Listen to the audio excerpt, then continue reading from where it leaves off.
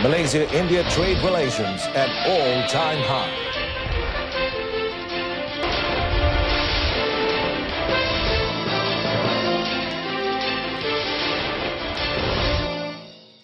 Good afternoon, I'm Amin Carlos and you're watching News on 2. In our headline story, Prime Minister Dato Sri Najib Tun Razak arrived safely at the Palam Air Force Station in New Delhi, India at 8:05 p.m. last night, local time, to attend the two-day ASEAN-India commemorative summit, which begins today until Friday. Now, Dato Sri Najib, together with his wife, Datin Sri Rosmah Mansor, were received by Malaysian High Commissioner to India, Dato Hidayat Abdul Hamid, and his wife, Datin Rosita Ngah, Deputy Malaysian High Commissioner Nur Azam Mohamed Idrus, and Indian Minister of State for Finance Sri Siv Pratav Shukla. The two-day visit will begin with a luncheon today hosted by the President of India, Ramnath Kovind, before proceeding to a closed-door retreat session on maritime cooperation and security, followed by a pleno session to discuss global and regional issues. The Premier is scheduled to call on Indian Prime Minister Narendra Modi tomorrow to discuss the achievement of the bilateral cooperation since his last visit to India from March 30th to April 1st, 2017. And during the commemorative summit, ASEAN leaders are expected to adopt the Delhi Declaration to strengthen ASEAN-India cooperation and collaboration. The talks will focus mainly on combating terrorism, regional connectivity and business ties, as well as deepening people-to-people interaction for regional peace, stability and prosperity.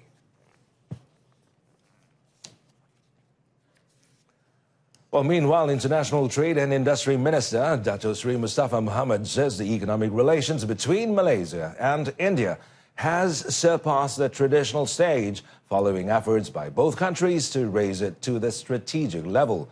And speaking to the media in New Delhi yesterday, he says with India's economy set for a higher growth trajectory following economic reforms under Prime Minister Narendra Modi, the country offers a vast economic potential and great economic space that Malaysian investors could capitalize on.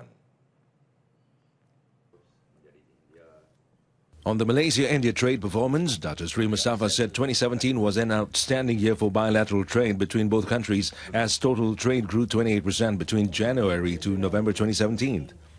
Penumpukan perdagangan luar biasa dan kita jangka tahun lalu jumlah perdagangan kita dengan India kira-kira 14 bilion dolar Amerika. Dato Sri Mustafa said currently the majority of Malaysia-based companies in India are involved in the construction and healthcare sector in the Republic, with a current total investment of 17.1 billion ringgit. Deputy Prime Minister Dato Sri Dr. Ahmad Zahid Hamidi has given the thumbs up to the Regional Digital Counter Messaging Communication Centre, or CMC, hosted by Malaysia that went fully operational last month.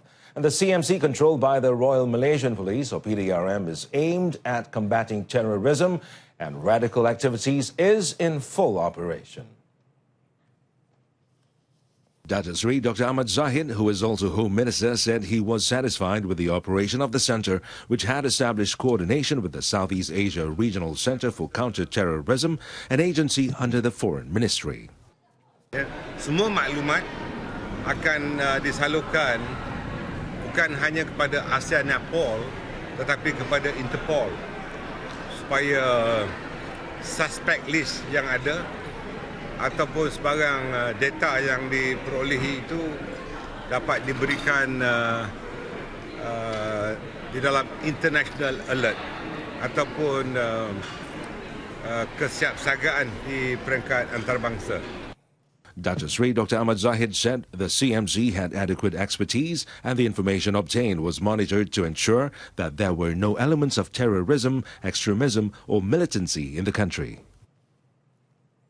Inspector General of Police Tan Sri Muhammad Fuzi Harun said there has been no arrest yet on Tuesday night's arson incident which damaged 4 cars belonging to a senior Customs Department officer at the front of the victim's house in Precinct 11, Putrajaya. Setakat ni tak ada lagi. Setahu saya tak ada lah. Because pihak CID pun tak update saya lagi tentang apa ni ada identification tentang suspek apa, tak ada lagi. Upon investigations, police found a hammer and a lighter believed to be used by the suspects. 2 cars parked outside the house were completely burnt, while 2 more parked inside the porch was partially destroyed. The flames also damaged the front portion of the house occupied by the victim, his wife, daughter, son-in-law and 2 grandchildren. Meanwhile, the victim said that his family members and him were asleep when the fire broke out. He added that they woke up when their neighbors alerted them and they managed to escape through the back door. Well, on another note, Tan Sri Mohamed Fuzi said the newly launched Crime Investigations and Criminal Investigation Instructions book with the new guidelines for the investigation process is aimed at improving criminal investigations. Now, he said the handbook, which will be implemented in 14 police training centers, Pulapol nationwide, will help the Criminal Investigations Department or CID follow correct rules of practice. Kita ada guideline, memang dah dia ada, tapi dengan keluarnya buku ini akan tambah tambah baik prosedur-prosedur yang sedia ada. Dan buku ini juga adalah kesinambungan daripada buku yang pernah dikeluarkan oleh Tuan T. Raja Singgam. Kita mendiang T. Raja Singgam yang dulu merupakan salah seorang pegawai CID yang antara yang terbaik yang pernah dilahirkan dalam PDRM. Jadi inisiatif yang dibuat oleh pihak CID ini memang tepat dan kena pada masanya. Tan Sri Mohamed Fuzi noted that the overall crime index had gone down by 10.54% in 2017. However, he added that although 54.5% of the cases were solved, there was still room for improvement. The Election Commission, EC, is leaving it to the police to take necessary action on an allegation of suspicious voter registrations in the Wangsa Maju parliamentary constituency. And its chairman, Tan Sri Muhammad Hashim Abdullah, said that they are ready to provide full cooperation to the police on the matter. Well, Tan Sri Muhammad Hashim confirmed that a letter was received from the Wangsa Maju police headquarters relating to a police report on new voters who provided suspicious personal information to the EC and National Registration Department. Now, he added that the case involved criminal offence under the Penal Code and the National Registration Act 1959 or Act 78, as well as the regulations under it. The report was made by an individual who represented a political party in the Wangsa Maju parliamentary constituency. Communications and Multimedia Minister Dato Sri Dr. Saleh Tun Said Karawak today said he viewed seriously the report on the leak on personal data of organ donors in the country. Well, he said the Department of Personal Data Protection, or JPDP, under his ministry, was in the midst of investigating the matter with the police.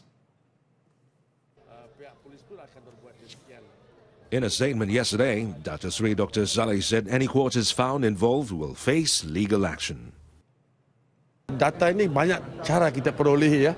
Kadang-kadang sekarang ini kita juga terlalu sangat ingin memaklumkan banyak pihak pengendali tentang data kita. Dan masalahnya keselamatan data itu harus dipertingkatkan. Karena banyak teknologi sekarang yang boleh berbuat demikian. Jadi mana-mana pihak yang terlibat harus menentukan ia tidak berlaku pada masa akan datang. Dato Sri Dr. Saleh also urged those involved in processing personal data or managing database system to maintain their integrity and efficiency to ensure that their data security system would not leak or suffer abuse. Earlier this week, it was reported that the personal details of over 220,000 organ donors in Malaysia and their next of kin had been leaked online. The information included the donor's code, full name, MyCard number, home addresses and telephone number of the pledgers and their next of kin. Well, Putrajaya has achieved 100% broadband penetration through fixed fibre as well as 2G, 3G as long-term evolution or LTE wireless coverage. According to Malaysian Communications and Multimedia Commission, MCMC, Communications and Digital Ecosystem Sector Chief Officer Dr. Muhammad Ali Hanafiah Muhammad Yunus, he says the target has been achieved 3 years early owing to the Smart Putrajaya initiative commenced in 2016. Sehingga hujung tahun lepas, bila kita buat the assessment, kita dah mencapai 100% dari segi liputan. Tetapi langganan is a second matter lah. Dah coverage memang dah ada, so terpulang kepada penduduk ataupun komuniti di Putrajaya untuk melanggan lah. Dato' Muhammad Ali Hanafiah added that with the 100% coverage, residents of Putrajaya now had the choice to subscribe to whichever fixed or wireless broadband service they preferred. The Royal Malaysian Customs has introduced a new initiative to help businesses with the repayment of their sales tax and goods and services taxes, or GST, according to Second Finance Minister Dato' Sri Johari Abdul Ghani. And the Malaysia GST Compliance Assurance Program, known as MyGCAP, aims to smoothen and shorten the transaction between customs and companies when making claims. Dato' Sri Johari said MyGCAP will be implemented in the second quarter of this year. Tapi untuk melakukan proses ini, kita memerlukan certification. Jadi kita akan lantik beberapa kita punya auditor, external auditor to go to a company and get certification. When the custom bagi that certification, bermakna you boleh buat self declaration. Kita tak ada nak pergi check banyak sangat, but we will do maybe every 2 years to do the checking. The initiative will be carried out in stages, starting with public-listed companies. MyGCAP also enables the customs to trace companies who manipulate their GST claims to make profit. Prime Minister Dato' Sri Najib Tun Razak is set to launch the National Human Rights Action Plan, or NHRAP, in the end of February or March this year.